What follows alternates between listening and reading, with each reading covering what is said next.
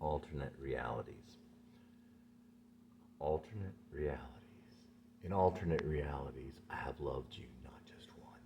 Where this reality leaves off, some have just begun. Some differ in just the smallest parts.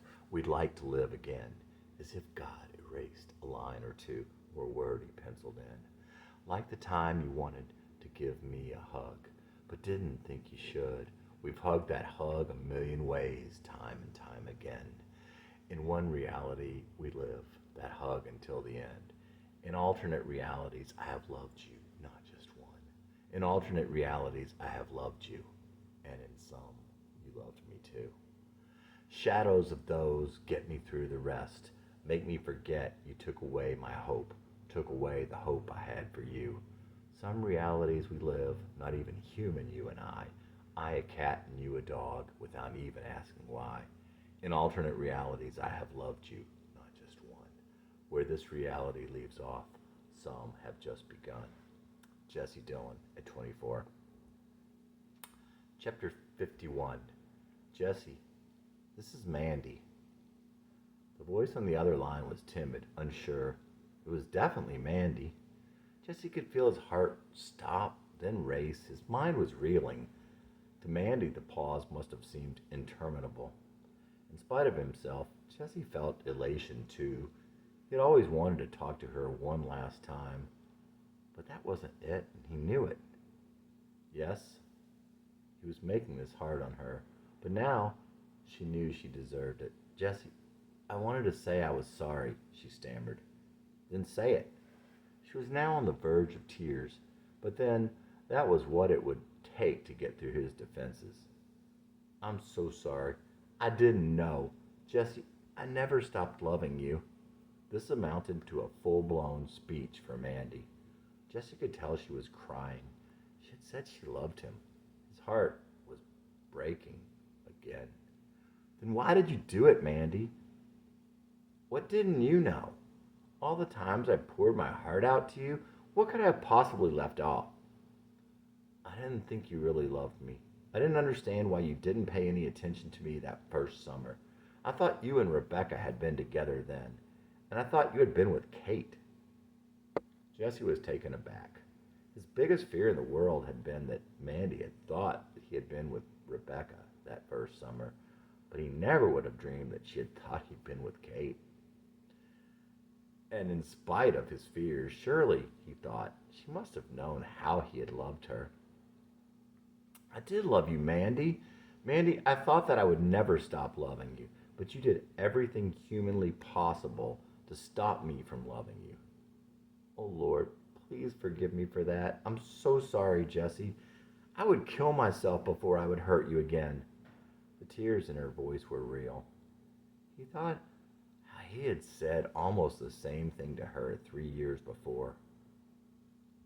I don't think you'll ever know just how much you hurt me, even if you live to be 100. But that's beside the point now. I love Rachel, and we're getting married in May. I would invite you to the wedding, but did you ever see The Graduate? It was true, of course, that he loved Rachel, but his tone was a mask. He never did stop loving Mandy, and deep down he knew it. Mandy began to sob now. This was not the first time their hearts had broken together, but this was the first time that Jesse knew. Please meet me to talk, Jesse, she pleaded. How many times had he begged her for just that, and how many times had she turned a cold shoulder? Perhaps then it was sympathy. He understood too well what she was going through. Maybe it was that finally she would be talking to him, and maybe he could finally understand.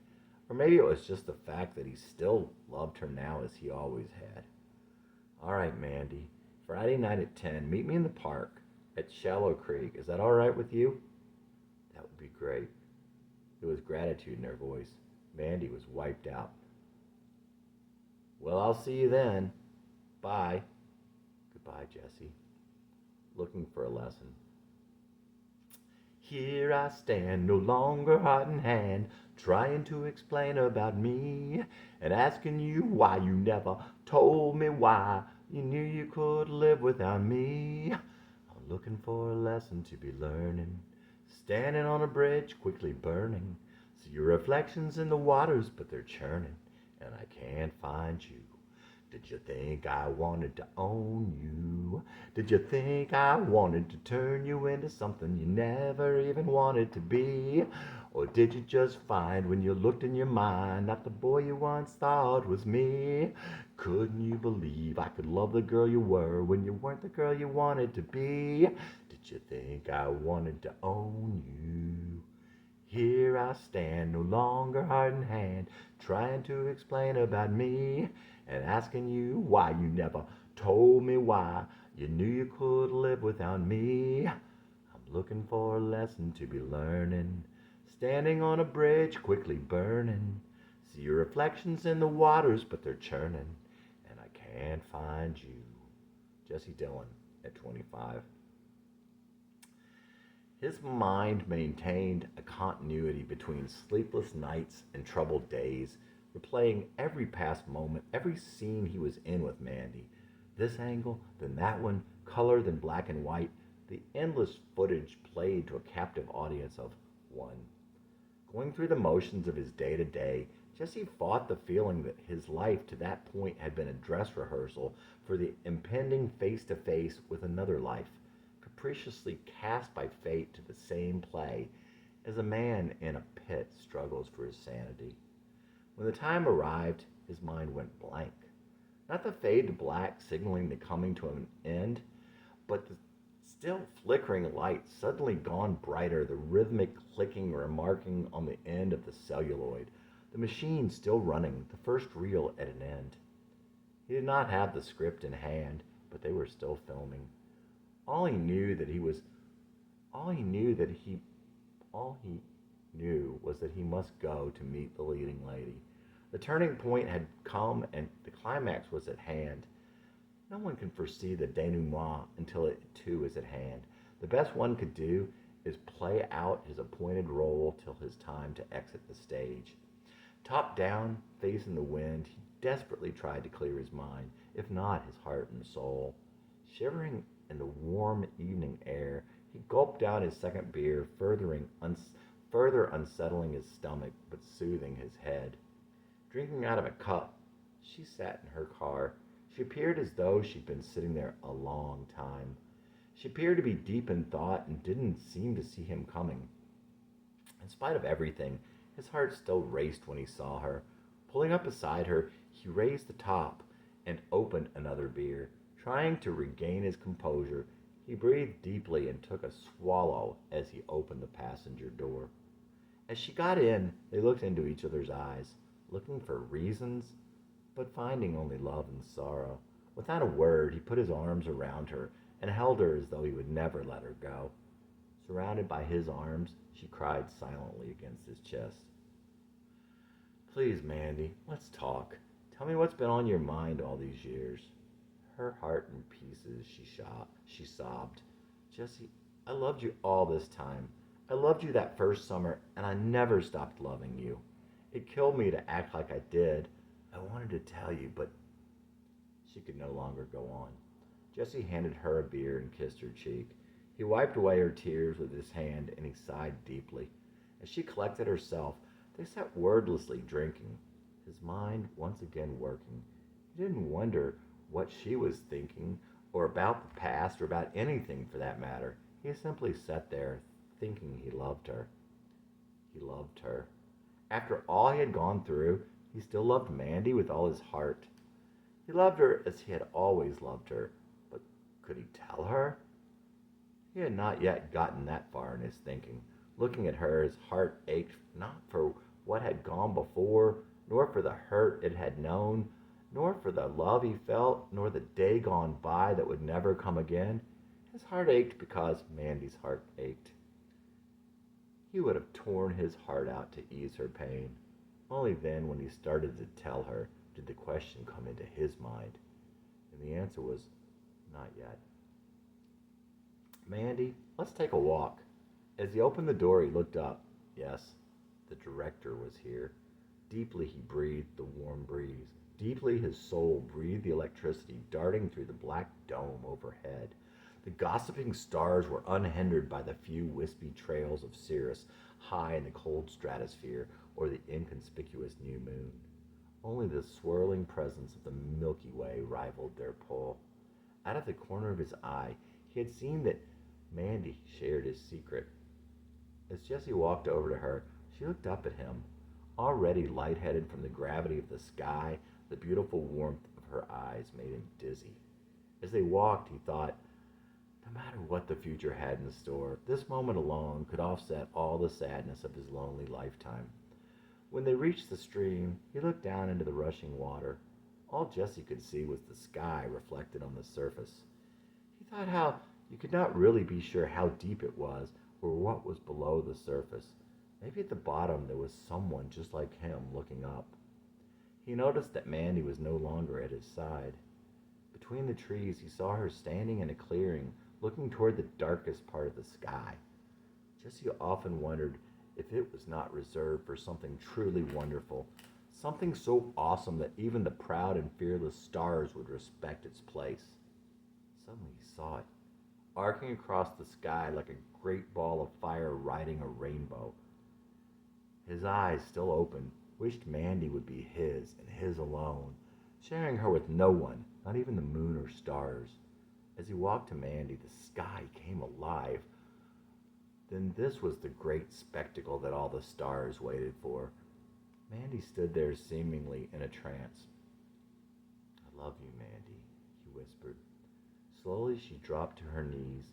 She seemed to pray for her sins long ago forgotten. I've always loved you, he told her as he studied her face. I know, she said simply, and with understanding and love. He sat down beside her in the grass, there at the edge of the clearing. The rippling of the brook and the swaying limbs played in the background. They sat there for a long time. All these years their love was doomed by their inability to communicate. They reached each other now in silence, like the silence he had shared with Carolyn when he was very young. I saw Rebecca the other day, she began. We talked for a long time. At first I didn't want to see her. I had nothing to say to her. Besides, I thought maybe you had sent her. But curiosity got the better of me, and I decided to hear her out. She said she resented the way I had treated her, but that was beside the point. She talked for a long time before I answered. Jesse was a real bastard, Rebecca told Mandy in her matter-of-fact way. But I was no friend to him either. I only pretended to be one for one reason. I wanted him. I knew deep down that I could never have any part of him. He belonged to you, Mandy. But I resented you. I had given you my friendship, and you turned your back and walked away. I knew Jesse truly loved you. I knew that you loved him. I also knew that you thought there was something between us that summer, and that you didn't believe he loved you. Perhaps subconsciously, I was trying to get back at you, and later him, but it wasn't intentional. Mandy, I had no obligation to come to help you get what I couldn't have. But I knew if I did, it would have saved you and Jesse a lot of pain. I'm sorry for you that I waited all these years, but I don't feel guilty. It was not my personal responsibility to swallow my pride and come to help you. So what, Rebecca? Do you think I should just go running back to Jesse? Mandy, I don't care what you do. I'm just doing my good deed, even if it is 2 years too late. Besides, I'm not sure he would take you back. You did him wrong. I saw what was left of him after each time you got through with him. You really hurt him. He was really broken up. Well, what about Kate? Why did he go sleep with my best friend if he loved me? Come on, Mandy. Jessie would never have done that with Kate, and you should know it. Did she tell you that? No, I just thought, well, maybe you should communicate sometimes. If you had ever talked to him. Geez, you wouldn't know love if there was a big sign over it. Rebecca, why did he ignore me then? Maybe you should ask Jesse that.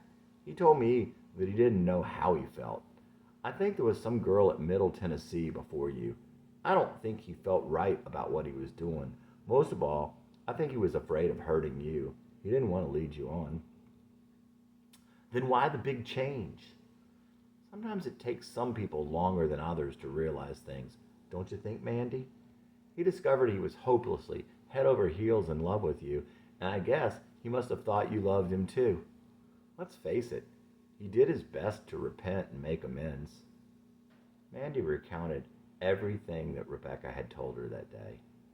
I knew she was right, Jesse. I knew right then I'd made a terrible mistake. Please try and understand. I loved you, but I felt it was wrong. I've been hurt too many times, and you had already hurt me once. Mandy, there was so much on my mind that first summer. I thought it was wrong then. I was afraid you were going to get pregnant, and I was even more afraid of me hurting you. I cared about you so much, I didn't think it was going anywhere. I didn't have any idea how I felt about you, and I thought I was leading you on. See, I had this dream of love, more a fairy tale. All my life I was looking for this one girl. I didn't see it was you, and then, too late, I did. They talked on and drank till well in the morning hours. Finally, they talked of serious but happier subjects. Mandy finally opened up to Jesse, and at last they began to understand each other. Jesse kissed Mandy like the sun on the early morning waves. They made love under the eager sky. Just before dawn, they drove back to her house and collapsed in Mandy's bed. Jesse felt as though he had drifted up to heaven. He and Mandy spent the autumn together, kicking through the fallen leaves. They were inseparable. Sometimes they would talk for hours on end. Sometimes they would just sit together, hardly saying a word all day. The memory of that time would be a snapshot of happiness, a little out of focus, but the colors would be the beautiful rainbow of autumn's gown. Nothing could enter their little paradise. Mandy was the girl he dreamed of. She was the girl who rides horses. They were married in an outside service, just the two of them on a cool Indian summer day, standing in the magic-colored carpet of autumn. The sky was the deep blue only found in New England on a sunny day in late fall. All he could see was Mandy as the ghost leaves swam past the warm brown pools of her eyes. That winter they spent hibernating in each other's arms. The lonely sky before the snows seemed like a curious child coming upon the warm fire in Jesse's soul. The days rushed by like droplets in a great and endless river, heading for the falls, each one more dazzling but more fleeting than the last. Spring brought them joy like no spring before. The world was the soft, lush green of Camelot. Their lives were as the slow summer days in an English garden in the country. Each April morning came a goddess of the promise of hope made new. Jesse awoke one such April morning aware that something was missing. Alone in the half-light that illuminated the half-empty bed, he knew instantly that Mandy was gone. He knew she had left him again. She was gone for good. He ran to his car in a panic.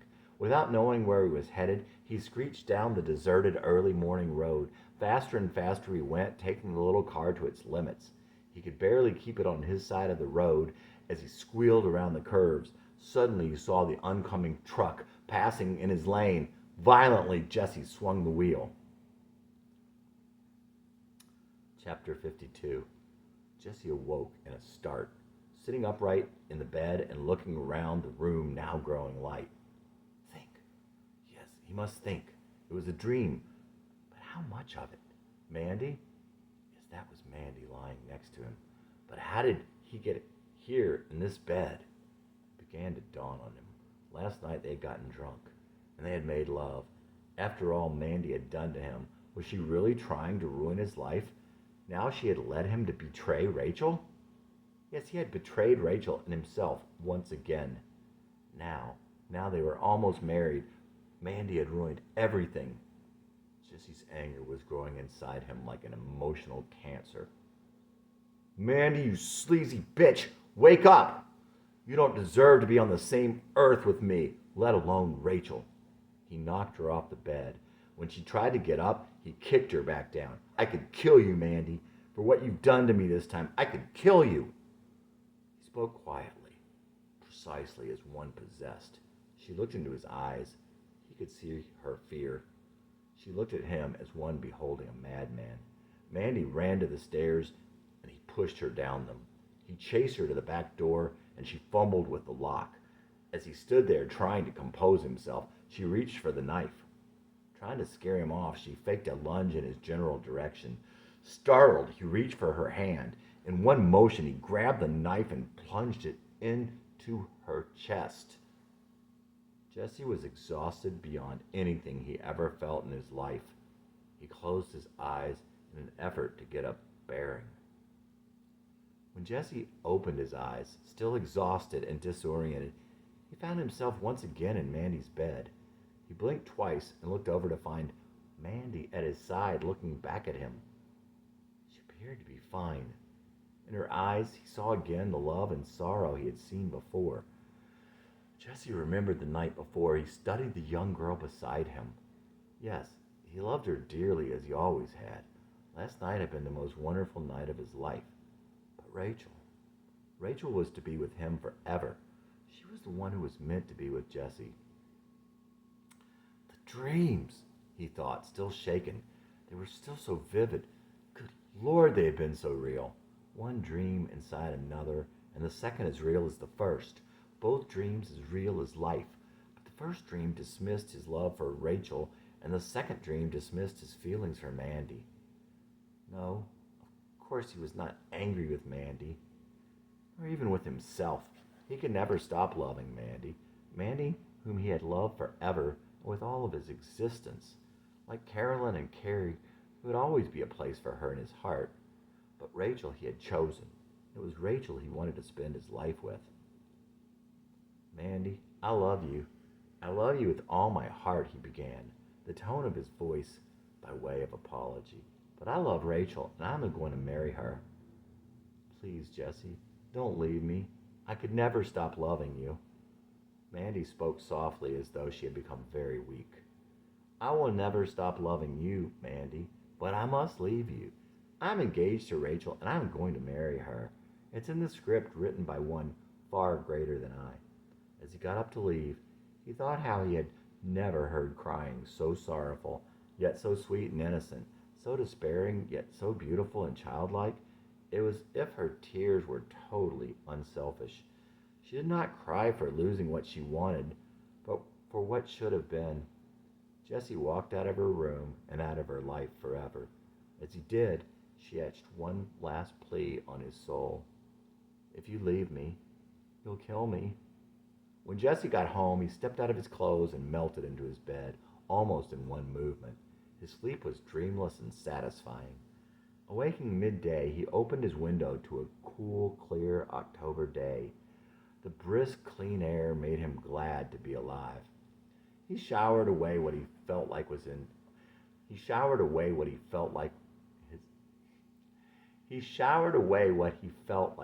entire past. His body felt light and strong, and Jesse felt a new enthusiasm for life. He quickly dressed and began picking up. As he threw last night's clothes in the basket, something felt strange. His shirt was stiff. He grabbed it from the pile and stared in disbelief. The entire front was encrusted with blood, at least something that looked like blood, like a transmission low on fluid. His mind raced, but no thought clicked into his consciousness.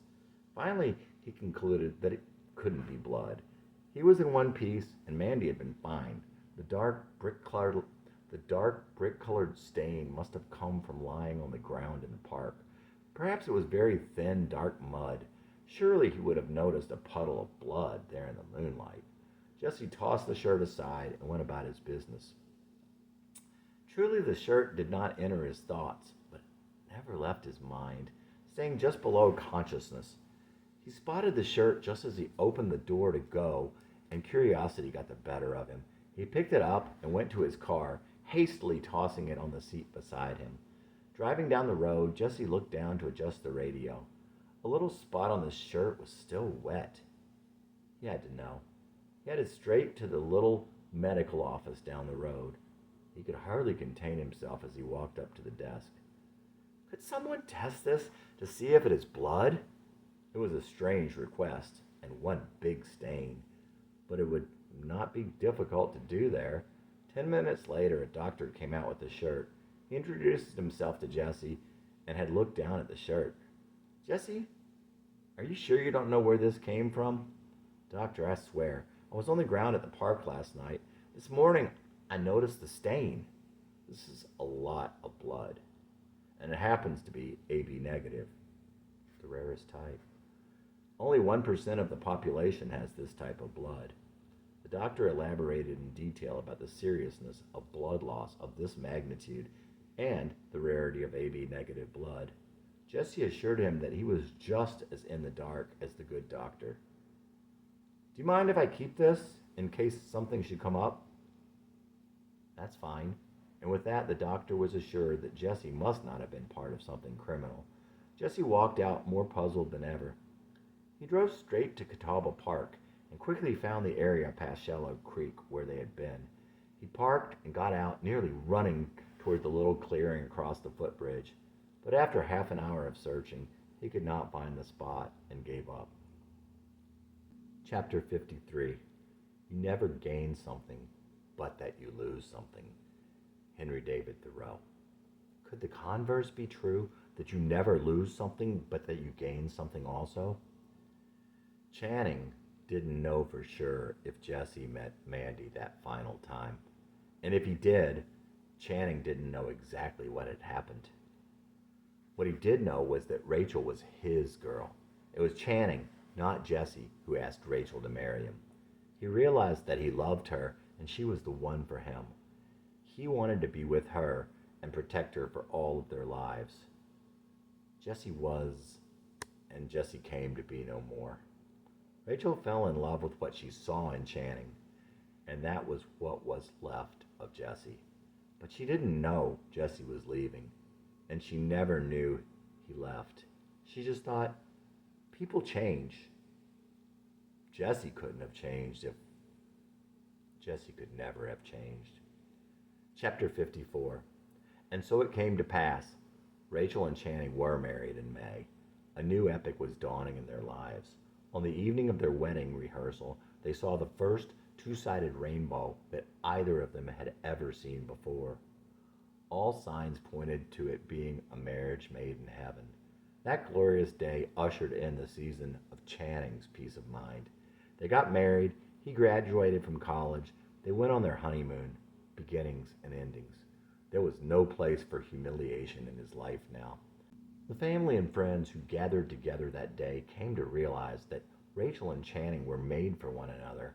What Rachel needed, Channing was. What Channing had lacked all his life, he found in Rachel. For the rest of their lives, they would teach each other. The things they had gathered in the times of solitude that made up their troubled youths were the blessed presents to one another.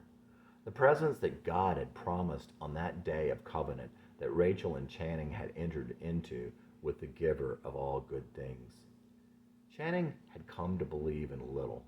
Such was the wisdom he had gleaned through experience and introspection. Seek, and ye shall find. Ask, and ye shall receive. In those promises, he came to have complete faith.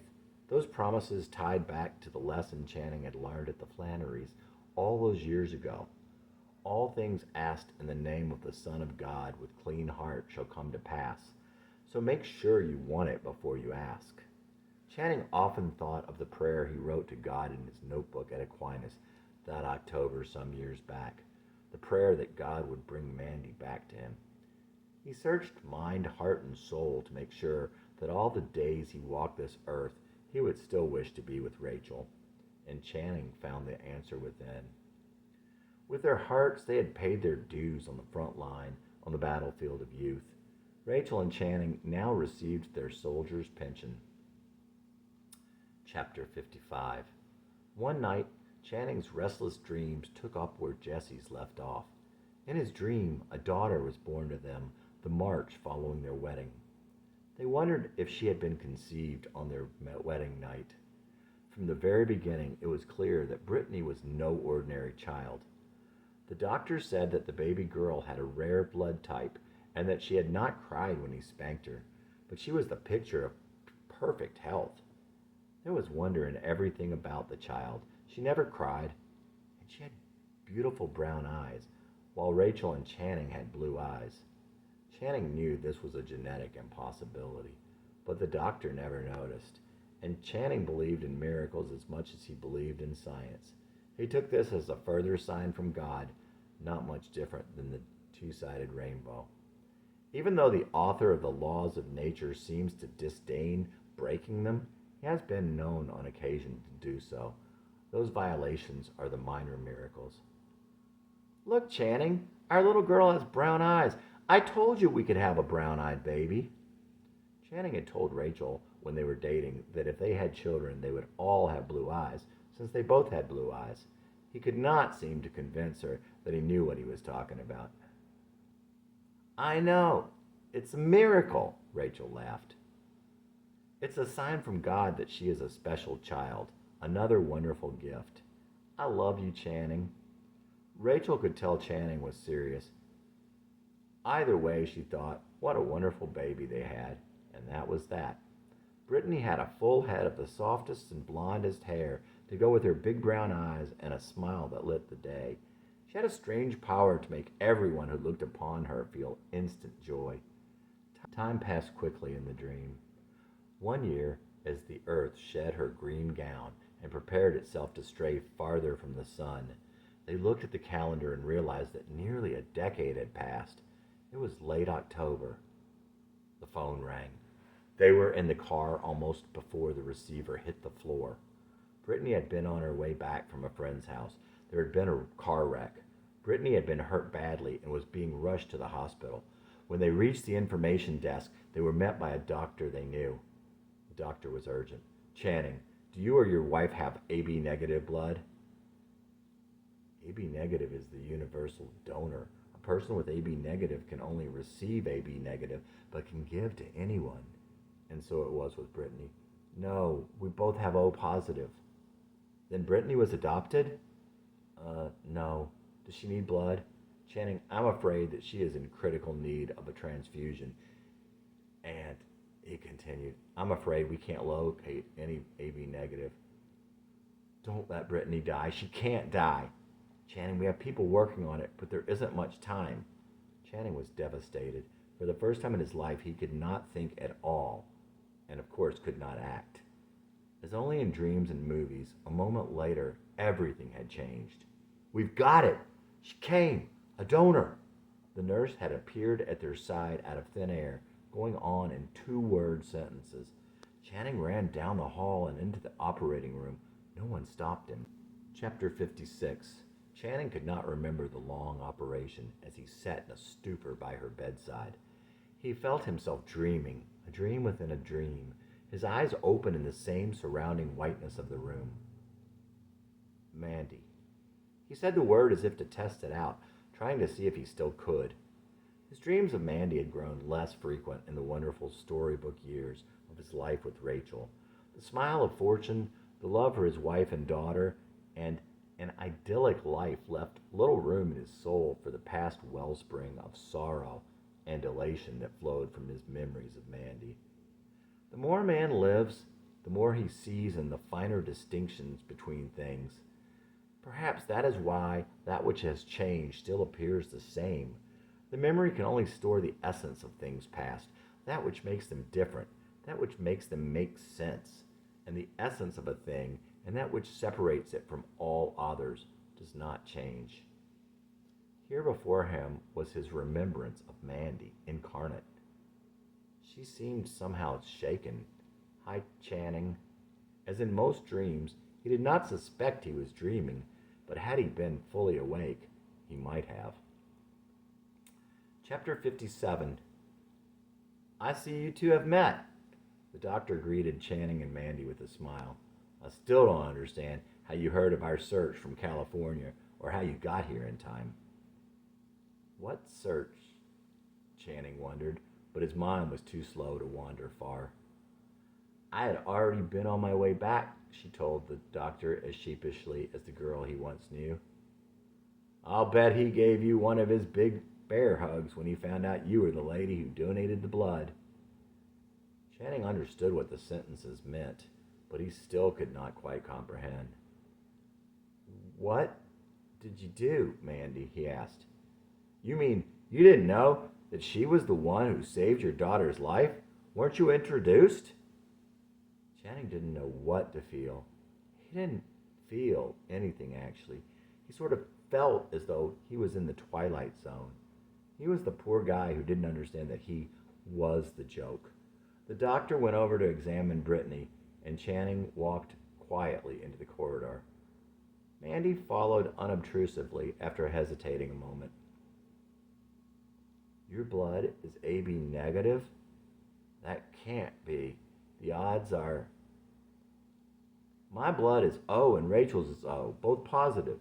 The doctors here swore it was impossible, that Brittany could be our child and be AB negative. They didn't think she was really..." And he thought about Brittany's brown eyes. "I love you, Channing." He heard it, but it was his body that was in the play, in this role, not his mind. It was in the audience. "I've always loved you, and I always will. When I first met you, when I ran away from you, I loved you then. Before we were born, I loved you, was waiting. I've been true to you, Channing." Channing turned. He thought of Rachel. "I never asked for that." He turned and walked away and walked down the hall. Mandy turned pale. The years alone caught up to her, all in that instant. "I'll love you forever, Channing." Slowly he glanced over his shoulder. Mandy was gone. Chapter 58. Rachel wasn't the kind to ask many questions.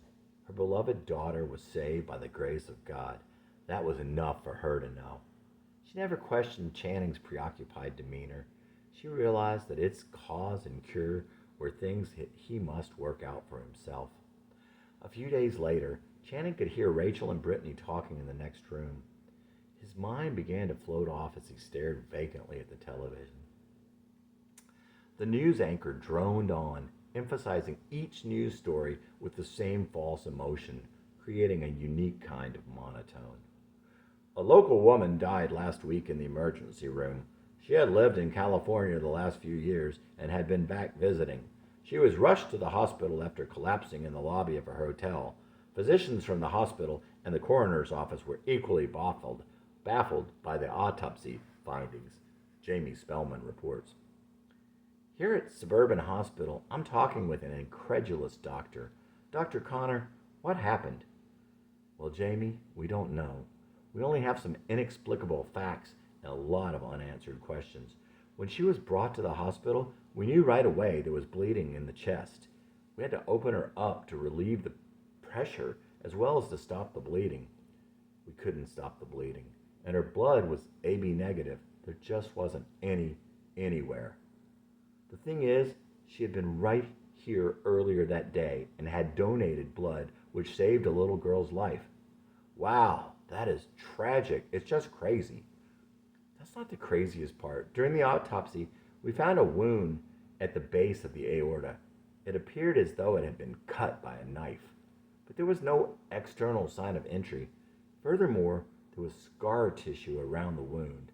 It could have been 10 years old, and there is no way that she could have lived with such a wound. It would have caused a quick death at the time it was inflicted." In spite of what Channing was hearing, he continued to fall into a deeper sleep. He woke again, and it was morning. He realized he had been dreaming, but he had to work hard to understand just how much of it had been a dream. It took Channing quite a while to remember with certainty that they had no children.